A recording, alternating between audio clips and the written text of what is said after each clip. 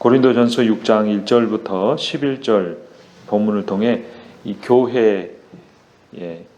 교회와 세상 법정이라는 주제를 가지고 말씀을 함께 공부하도록 하겠습니다. 세상 법정에 가서 송사하지 말라라는 내용이죠. 교회 문제는 교회 안에서 해결해야 한다는 겁니다. 근데 오늘날 이 신문을 보면, 세상에 돌아가는 상황을 보면, 이 교회 성도들끼리는 그런 일은 별로 없죠. 그런데 교회와 교회 사이에, 교회의 목사 측과 또는 목사 반대편, 이런 사람들이 나뉘어져 있을 때 재판을 하는 경우가 참 많습니다. 대표적인 것은 그 목사를 있게 하느냐 말게 하느냐라든가, 그 교회의 재산권이 누구에게 속해 있는가, 이런 부분들을 가지고 교회가 나뉘어져서 분쟁하는데, 그래서 교회 안에서 해결하지 못하고 교회 밖에 재판을 가는 그러한 상황들에 대해서 그렇게 해서는 안 된다고 말하는 것입니다. 얼마 전에 말씀드렸던 서울의 가장 큰 교회 중에 하나죠. 그 교회에 아들이 세습을 했는데, 그것이 노예에서 불법적인 방법으로 세습이 허락되었다 해서 반대하는 목사들이 있었는데, 그 목사들을 노예에서 또한 면직을 시켰습니다. 그래서 그 목사님들이 이제 또 세상 법정에 이 노예의 판결이 불법적이다, 합당하지 않다, 이렇게 또 재판을 하려고 한다고 합니다. 이런 상황 가운데 있을 때 우리 생각하기에 오죽하면 세상 법정으로 갈까? 교회가 정의롭지 못하기 때문에 그 교회의 결정이나 노예의 결정에 승복하지 못하고 불복하는 것이 아닌가, 그런 생각을 할 수 있습니다. 그럼 여러분, 우리는 어떨까요? 만약에 어떤 사람이 우리에게 새로 왔습니다. 그래서 신앙생활도 열심히 하는 것 같아서 몇 년 지나서 재직도 되고 또 몇 년 지나서 안수집사도 됐습니다.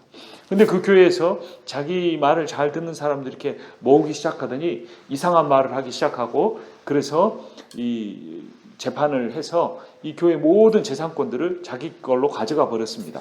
그런데 우리가 속한 이 총회나 노회에서도 그 사람들과 싸워서 이기지 못했습니다. 그러면 여러분, 어떻게 해야 될까요? 그냥 우리가 여기 교회에서 쫓겨 바깥으로 나가서 예배를 드려야 될까요? 아니면 세상 법정에 가서 그것을 해결해 달라고 해야 될까요? 어떻게 하시겠습니까?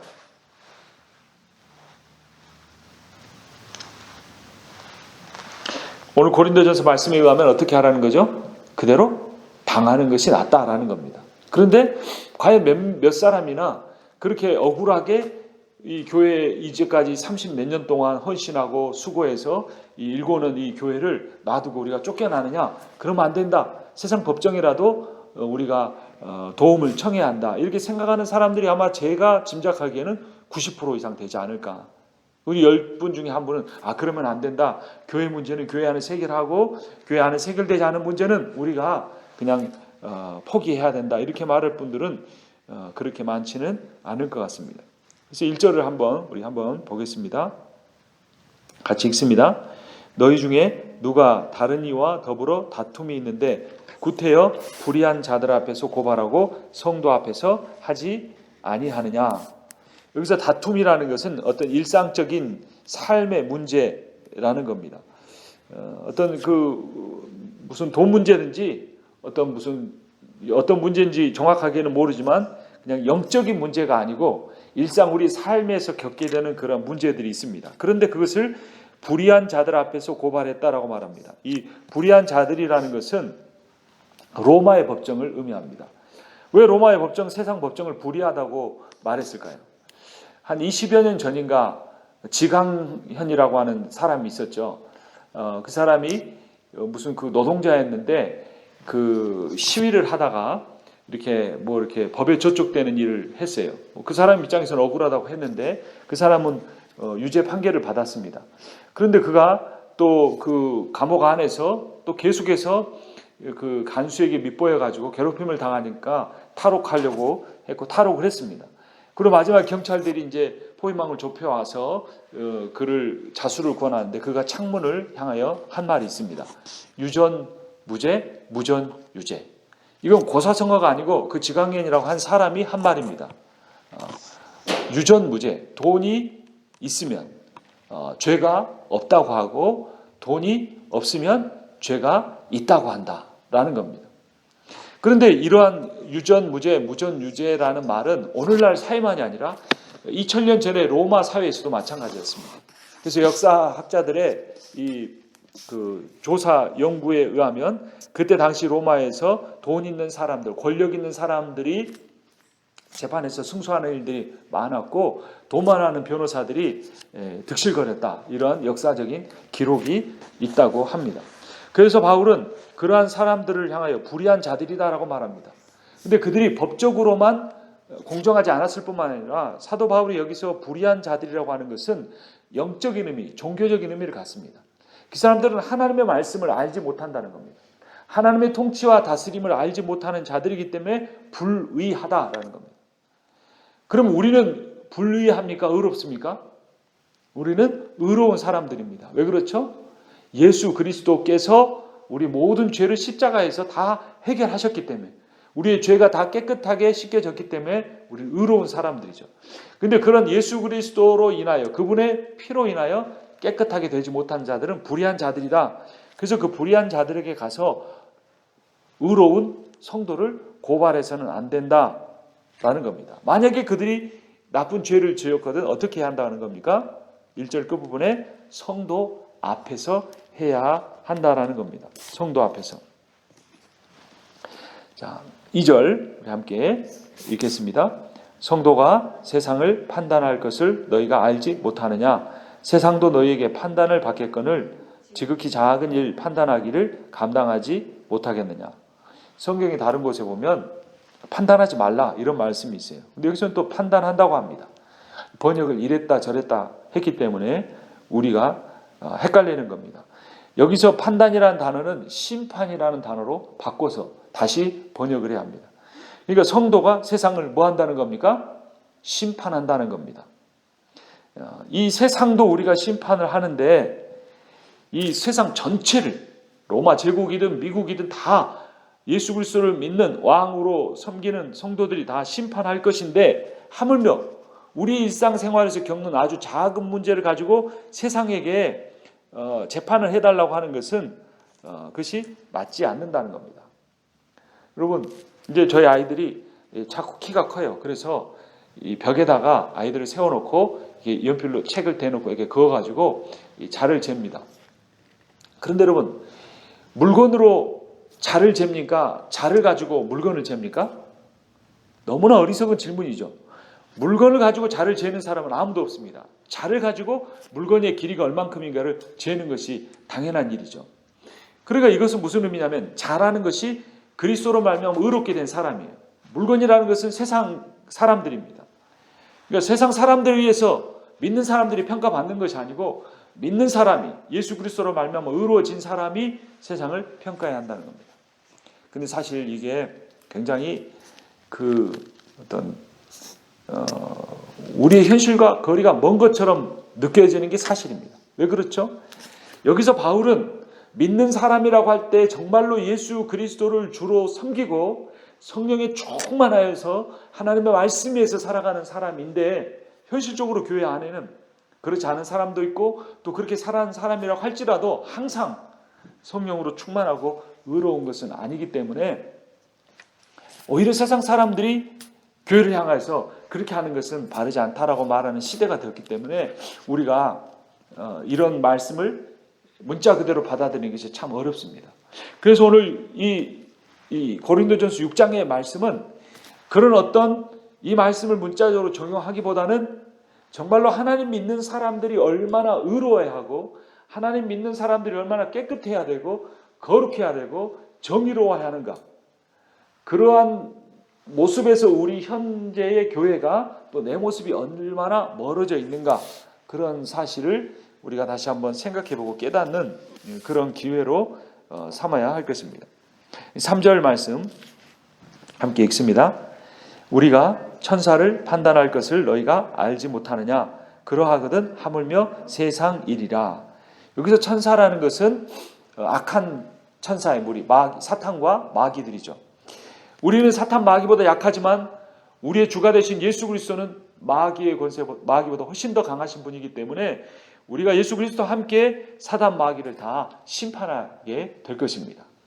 그런데 이 세상을 그 사탄 마귀가 다스리고 있는데, 사탄 마귀가 다스리고 있는 세상의 법에 의해서, 세상의 정의에 의해서 이 예수 그리스도를 믿는 사람들이 이 재판을 받는다는 것, 예수 믿는 사람들의 문제를 가지고 그들이 가서 재판을 받는다는 것은 바르지 않다라는 것을 본문에서 이야기하고 있습니다.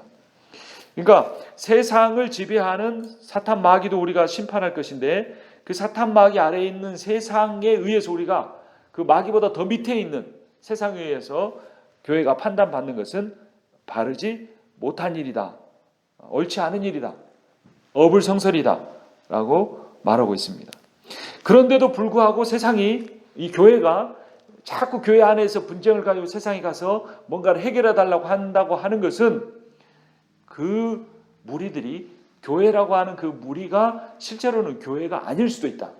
그들이 그리스도 아무런 관련도 없을 수도 있다. 그리스도의 그 주권과 그 그리스도의 이름을 드러내기보다는 물질적인 그 손해나 이익에 더 얽매이는 세상 사람들과 조금도 다를 바가 없는 사람들일 수 있다라는 겁니다. 그렇게 천사도 심판할 수 있는 우리가 어떻게 잘못하고 있는지, 고린도 교회가 잘못하고 있는지 4절에서 이렇게 지적을 합니다. 4절 말씀 이렇게 읽습니다. 그런즉 너희가 세상 사건이 있을 때에 교회에서 경히 여김을 받는 자들을 세우느냐. 일상생활, 이 세상 사건이라는 것은 일상생활과 관련된 사건이라는 겁니다. 그리고 교회에서 경히 여김을 받는 사람이라는 것은 어떤 주석가들은 교회에 믿음 생활을 시작한 지 얼마 안 됐으나 사회적인 지위를 갖고 있는 사람, 이런 의미로 받아들이기도 합니다. 그러니까 믿음 있는 사람이, 교회 안에 믿음 없는 사람이 사회적인 지위가 있다고 해서 그 사람한테 이런 문제를 해결해 달라고 하는 것이 잘못이다라고 그 사람들은 해석하는 거죠. 그런데 또 다른 대부분의 이 신학자들은 교회에서 경히 여김을 받는 사람을 교회 안에 믿은 지 얼마 되지 않은 사람이 아닌 교회 밖에 있는 사람, 교회 밖에 있는 어떤 법적인 권위, 힘을 가지고 있는 사람이라고 해석하는 경우들이 많습니다. 그러니까 우리의 영적인 문제라면 교회 안에서 해결하겠지만 이건 돈 문제니까 이 문제를 가지고 세상 사람들에게 간다라고 하는 것, 그것도 바르지 않은 일이라는 겁니다. 성도가 학력이나 사회적인 배경이 약하다고 해도 그 사람이 성령에 의해서 인도함을 받는 사람이라면 그 사람은 세상 사람들보다 훨씬 더 성숙하고 지혜롭게 살 수 있습니다. 여러분, 세상 사람들이 선할까요? 악할까요? 어리석을까요? 지혜로울까요? 지금 한국에서 또 뭐가 이슈가 되고 있습니까? 이 전 대법원장이 그 재판을 하는데 그 대통령에게 상고 법원을 만들어 달라고 청탁을 하기 위해서 그 재판관들이 현 정권에 유리하게 재판한 사건들을 다 파일로 모아서 보고를 했다는 겁니다. 그러니까 행정부와 입법부와 사법부가 완전히 이게 독립이 돼서 독자적으로 그렇게 양심에 따라서 그들의 법을 따라서 해야 민주주의 국가가 유지되어 가는데, 사법부가 행정부에게서 이득을 얻기 위해서 그런 자기의 독립적인 권한을 포기하는, 그리고 부당한 재판을 했다는 겁니다. 그래서 KTX 여승무원들이 오랫동안 그 시위를 해서 월급을 다 받았어요. 1심과 2심에서 판결을 받아서 월급을 받았는데 대법원에서 다시 그것을 무효로 해가지고 이미 다 쓴 돈을 1억 원 되는 가까운 돈들을 다 물어내라고 판결을 했어요. 그러니까 그 돈을 받아서 썼던 그 여승무원 어머니, 그러니까 아이들이 유치원 다니는 그 어머니들 중에 자살하는 사람들이 나왔습니다. 그리고 가정이 이혼되는 가정들이 많았어요. 그런데 그 대법원이 이 사법 그 행정부에 대통령에게 보고한 그 파일에 보면 그 KTX 여성문에 대한 대법원에서 파기환송한 그 사건도 기록이 되어 있는 겁니다. 그러니까 그 사람들은 일반 그 판사가 되기 위해서도 인류 대학을 나와야 되지만 그 중에서도 대법원에 갈 사람들은 S대학에서 최고 수석 졸업이나 또는 뭐 대단한 똑똑하고 대단한 사람들입니다.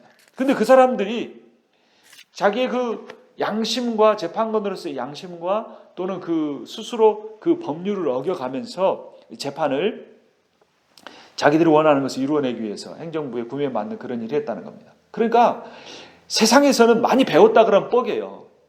미국에서도 뭐 아이비리그를 나왔다든가 캘리포니아 유명한 대학을 나왔다면 대단한 것처럼 여깁니다. 한국 부모들 대개 의사 만들고 변호사 만드는 것에 그 대단한 것처럼 여깁니다.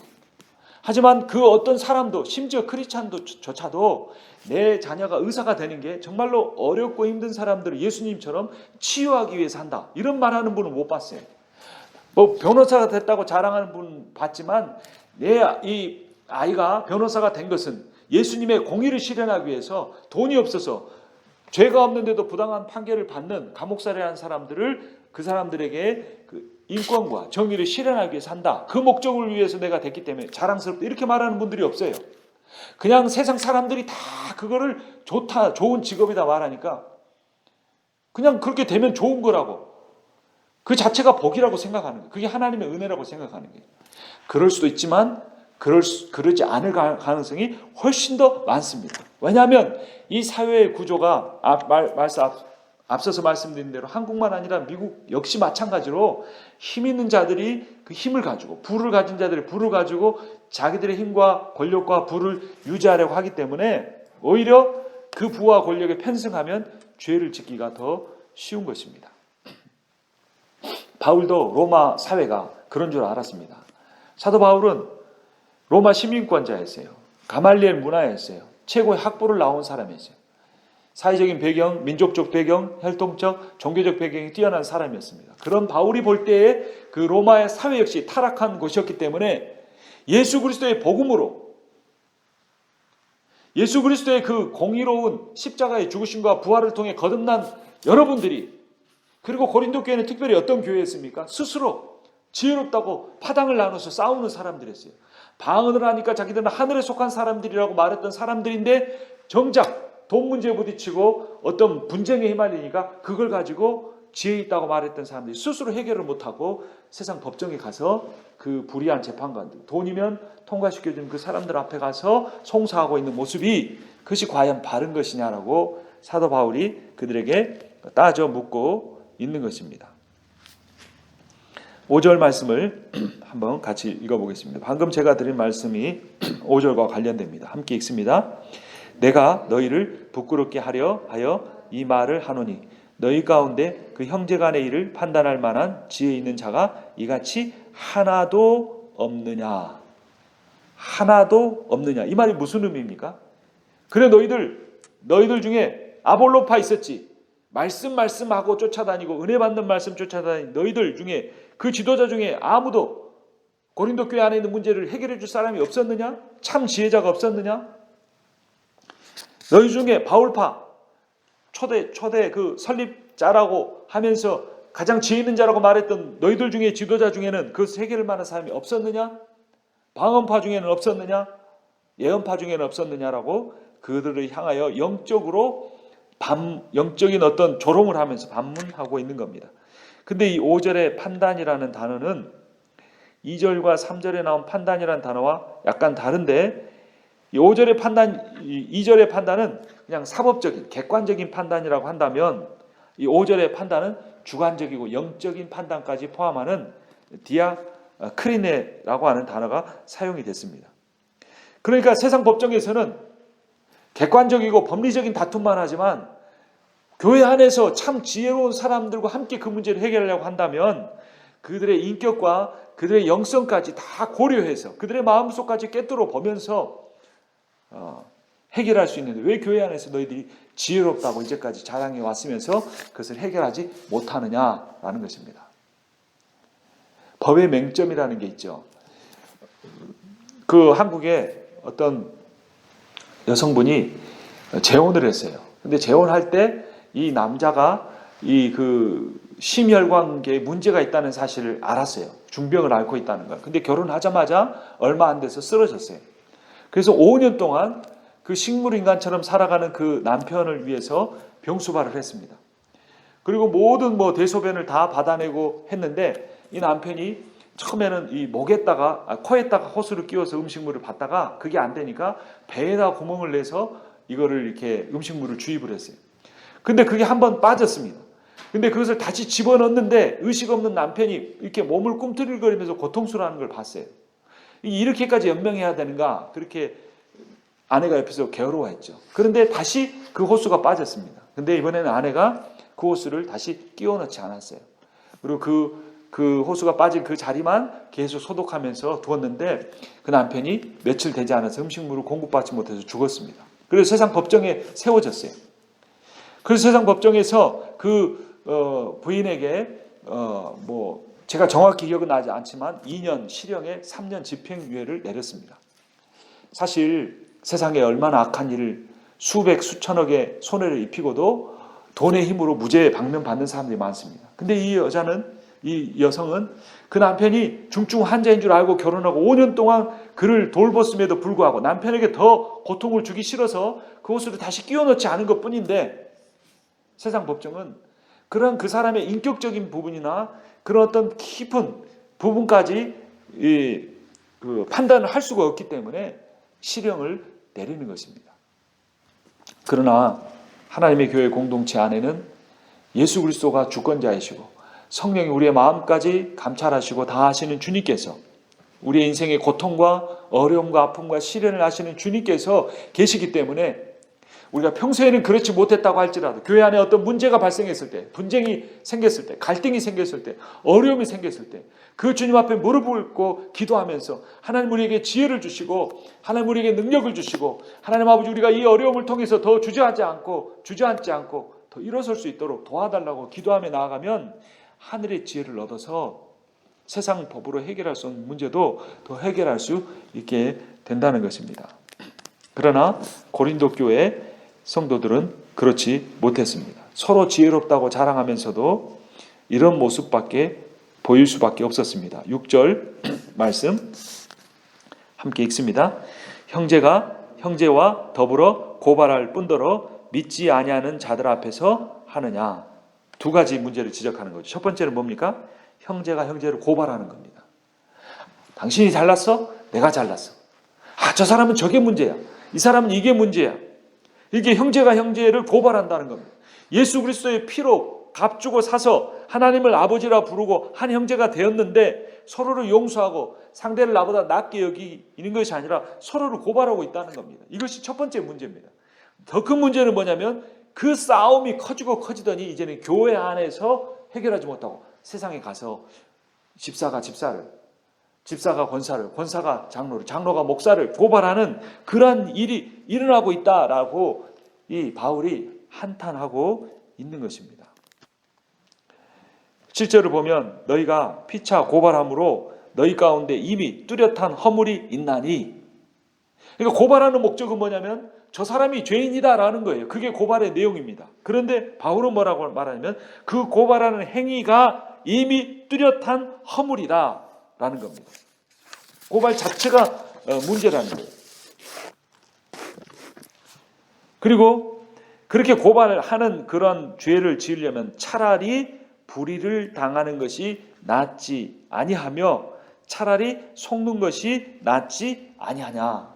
여기서 속는다는 말은 손해본다는 말입니다. 세상 사람 어느 누구도 손해보는 일을 기뻐할 사람은 없을 겁니다. 불의를 당하는 거 견디기 힘들 겁니다. 내가 왜 그 억울한 일을 당해야 돼? 내가 왜 그 손해를 봐야 돼? 저 사람 본때를 보여줘야 돼. 그런데 이게 교회 안에서 안 먹히는 겁니다. 그 사람이 이렇게 사람들 마음을 이렇게 다 싸잡아서 갔는지, 아니면 그 사람이 너무나 강해가지고 도저히 그 사람하고 싸웠다는 상처를 받을까봐 사람들이 다 외면했는지 알 수는 없습니다. 그 너무나 억울한 거예요. 아무도 그 문제에 나서서 해결해 주려고 하지 않을 때 어떻게 해야 됩니까? 그 억울함을 풀기 위해서 세상 법정으로 나아가야 합니까? 바울은 무엇이라고 말합니까? 차라리 법정으로 가느니 차라리 불의를 당하는 것이 낫다. 차라리 속는 것이, 차라리 손해를 좀 보는 것이 훨씬 더 낫다는 겁니다. 그래, 이거는 정말로 인간적으로는 거의 불가능한 일입니다. 근데 여기서 우리가 어떻게 행동하느냐가 여기서 우리의 주인이 실제 누구시냐라는 것이 드러나는 겁니다. 우리는 무엇을 믿냐면 하나님은 사랑이실 뿐만 아니라 공의로우시다는 걸 믿는 겁니다. 하나님이 지금 세상을 다스리고 계실 뿐만 아니라 하나님은 마지막 때에 세상에 오셔서 이 세상을 다 심판하실 거라는 것을 믿는 겁니다. 그게 믿음이에요. 그러니까 우리가 당장은 손해를 보고 당장은 내가 불의를 당하는 것 같지만 다 모든 것을 아시는 주님께서 다시 갚아주시고 회복시켜 주실 것이고 심판하실 거라는 걸 믿는 겁니다. 여기서 믿음이 드러나는 거예요. 그러니까 그 종말의 때에 대한 믿음이 없다면, 공의로우신 하나님에 대한 신뢰함이 없다면 우리는 내가 지금 당하는 어려움에서 조금도 포기할 수 없는 겁니다. 내가 손해를 보느니 차라리 내가 우리 공동체의 모든 허물이 드러나더라도 세상 법정에 나가서 내 이 억울함을 풀겠다라고 행동을 하게 되는 겁니다.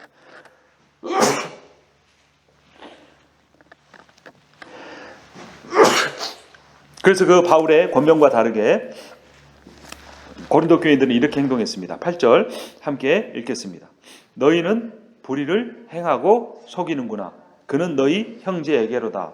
그러니까 7절은 피해자에게 하는 말이었다면 8절은 가해자에게 하는 말입니다.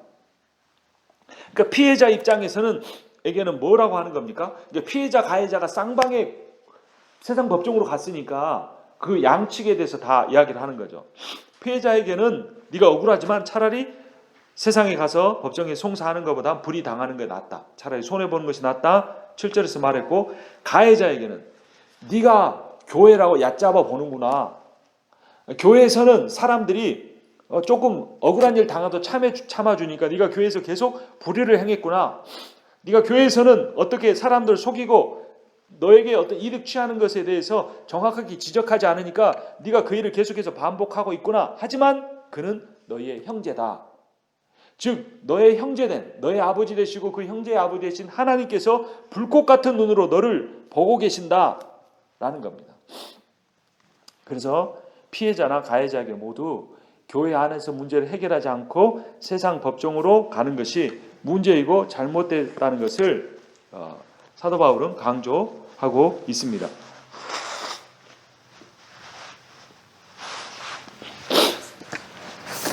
그래서 이 불의한 자들에 대한 이야기로 오늘 본문의 이야기가 마무리됩니다. 그 불의한 자들이 결국에 어떻게 될 것인가, 세상 법정에 가지 않더라도 어떻게 될 것인가. 9절 말씀 함께 읽겠습니다. 불의한 자가 하나님의 나라를 유업으로 받지 못할 줄을 알지 못하느냐. 거기까지. 하나님의 나라를 유업으로 받지 못한다는 말은 구원을 받지 못한다는 겁니다. 불의한 자. 교회 안에서라고 해서 불의를 행하고 속이고 그런 일들이 그렇다는 겁니다. 더 구체적으로 9절 뒷부분에서 죄를 지적하는데, 미혹을 받지 말라. 음행하는 자나 우상 숭배하는 자나 간음하는 자나 탐색하는 자나 남색하는 자나 도적이나 탐욕을 부리는 자나 술 취하는 자나 모욕하는 자나 속여 빼앗는 자들은 하나님의 나라를 유업으로 받지 못하리라. 하나님의 나라에 들어갈 수 없다는 말을 9절 첫 부분에서도 하고 10절 마지막 부분에서도 합니다. 그리고 그 안에 여러 가지 죄들이 있습니다. 경제적인 부당한 이득을 취한 것, 성적으로 타락한 것, 영적으로 우상 숭배한 것, 세 가지 죄악을 행하고 있습니다. 그런데 11절에서는, 그러니까 9절과 10절에서 하나님의 나라에 들어갈 수 없다고 했는데 11절에서는 또 좀 반대적으로 여겨지는 내용을 말합니다. 11절 말씀 우리 함께 읽겠습니다. 너희 중에 이와 같은 자들이 있더니 주 예수 그리스도의 이름과 우리 하나님의 성령 안에서 씻음과 거룩함과 의롭다 하심을 받았느니라. 그러니까 지금 이 가해자와 피해자에 대해서 다 서로 잘못한 것이 있다고 말하고, 가해자에 대한 하나님 나라에 들어갈 수 없다는 이야기를 했는데, 분명히 이야기를 했는데 11절에서는 다시 그들이 예수 그리스도 안에서 성령 안에서 이미 씻음과, 그러니까 이건 속죄죠. 거룩함, 성화, 의롭다 하심, 칭의, 이런 것들을 다 받았다는 겁니다. 그 여기는 구원 받았다는 말이죠. 9절과 10절에 하나님 나라가 구원 받을 하나님 나라에 들어갈 수 없다, 구원받지 못한다는 말과 11절에 구원받았다는 말과 어떤 게 맞는 것입니까?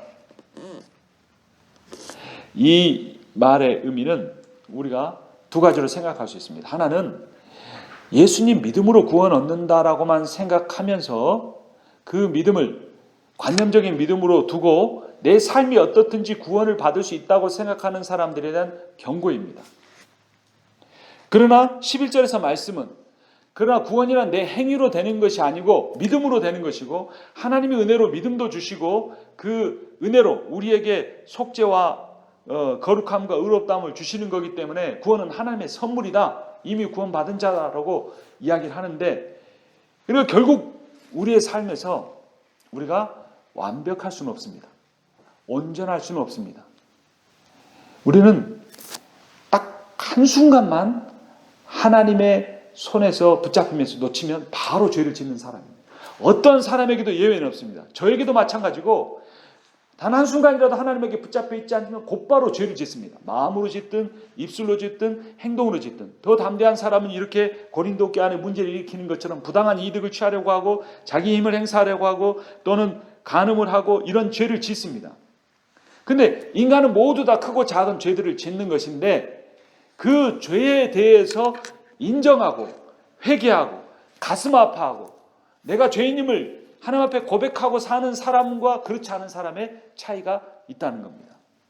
그래서 9절과 10절에서 하나님 나라를 유업으로 받을 수 없는 사람은 누구냐면 받을 수 있는 사람이나 없는 사람이 똑같이 죄는 짓되 그런 죄 가운데서 나는 죄가 없다라고 말하고 자신의 죄에 대해서 애통하고 자신의 그 죄에 대해서 하나님 앞에 회개하는 삶이 없는 사람은 그 죄로 말미암아서가 아니라 그 죄에 대해서 회개하지 않음으로 말미암아 하나님 나라를 유업으로 얻을 수 없다는 겁니다.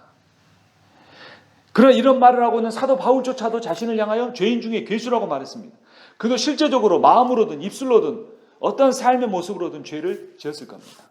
그러나 그는 자신이 죄인 중에 괴수라는 사실을 인정했고 끊임없이 자신을 부단히 쳐서 자신의 육체의 소욕과 싸우려고 했고 그러한 자신의 허물, 자신의 그런 연약함을 인정하고 고백하고 하나님 앞에 십자가만 붙들고 나아가려고 했던 겁니다. 오늘 말씀을 이제 마무리하려고 합니다. 6장 1절에서 11절은 교회 안에 문제가 있을 때, 분쟁이 있을 때 그것을 가지고 세상 법정으로 나아가지 말라는 것입니다. 세상 법정에 가서 승리해서 너의 억울함을 푸는 것보다 차라리 교회 안에서 머물면서 손해를 보고 불의를 당하는 것이 더 낫다는 것입니다. 그렇게 할 수 있는 이유는 주님께서 우리의 모든 억울함을 풀어주시고 오히려 그것을 우리에게 상으로 복으로 대갚아 주실 것을 그 주님의 신실하심과 공의로우심을 믿기 때문입니다. 그리고 그렇게 부당하게 가해를 행하는 사람에게 향하여서는 그러한 부당하게 가해를 행할 뿐만 아니라 여러 가지 죄악을 짓고도 회개하지 않는 사람들은 반드시 하나님 나라를 유업으로 얻을 수 없다라고 경고의 말씀을 하고 있는 겁니다. 오늘 말씀의 결론은 하나님 나라의 공동체가 얼마나 중요한가. 그 공동체의 하나됨을 지키기 위해서 우리가 자신의 손에 당하는 것을 감수하고 하나님만 바라보고 하나님을 의지하면서 공의로우신 하나님을 의지하며 살아야 한다는 것입니다. 그리고 그 교회의 주인이 예수 그리스도시기 때문에 그 예수 그리스도와 함께 왕이 되어 재판장이 되어 세상을 심판하고 천사들을 심판할 우리가 세상 나라 사단 마귀가 다스리는 세상 나라의 법정에 교회 문제를 끌고 가지 않아야 하는 것입니다. 그렇게 함으로써 예수 그리스도가 교회의 참 주인이시라는 사실을 우리는 우리들 안에 또 세상을 향하여서 그것을 증명하며 살아가야 할 것입니다. 우리의 삶에 당한 어려움과 억울함이나 힘든 일이 있다면 그것을 하나님 앞에 아뢰고 기도할 때 그 모든 것을 응답받는 여러분들 되시기를 바랍니다.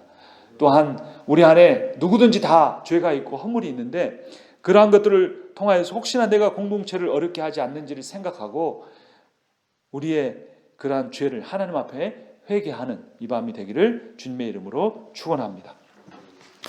기도하겠습니다. 하나님 아버지, 주님께서 오늘 말씀하시기를 세상에 나아가 우리의 억울함을 푸는 것보다는 차라리 불의를 당하는 것이 낫고 차라리 손해를 보는 것이 낫다고 말씀해 주셨습니다. 하지만 우리의 삶을 볼 때, 나의 삶을 볼 때에는 내가 옳다고 생각하는 것, 내가 부당하다고 생각하는 것에 대해서 참지 못했고, 아버지 하나님 그것에 대해 손해보기보다 하나님 아버지 그것에 대해서 오히려 내 불의를 감추고 다른 사람의 불의만을 드러내려고 했던 우리의 모습이 있음을 주님 앞에 고백합니다. 아버지 하나님, 그래도 우리가 감사한 것은 교회의 문제를 가지고 우리가 세상에 나아가는 그러한 어려움을 겪지 않게 해주신 것을 감사합니다. 하나님 아버지, 세상에 많은 교회들이 있지만 그러한 분란에 휩싸여서 우리 주 예수 그리스도의 이름을 욕되게 하는 일들이 일어나고 있습니다. 하나님 아버지, 많은 교회들을 긍휼히 여겨주셔서 물질적인 탐욕으로 인하여 교회 문제를 가지고 권력의 문제를 가지고 세상에 나아가 재판을 구하는 그러한 일들이 없도록 하나님 은혜를 베풀어 주시옵소서.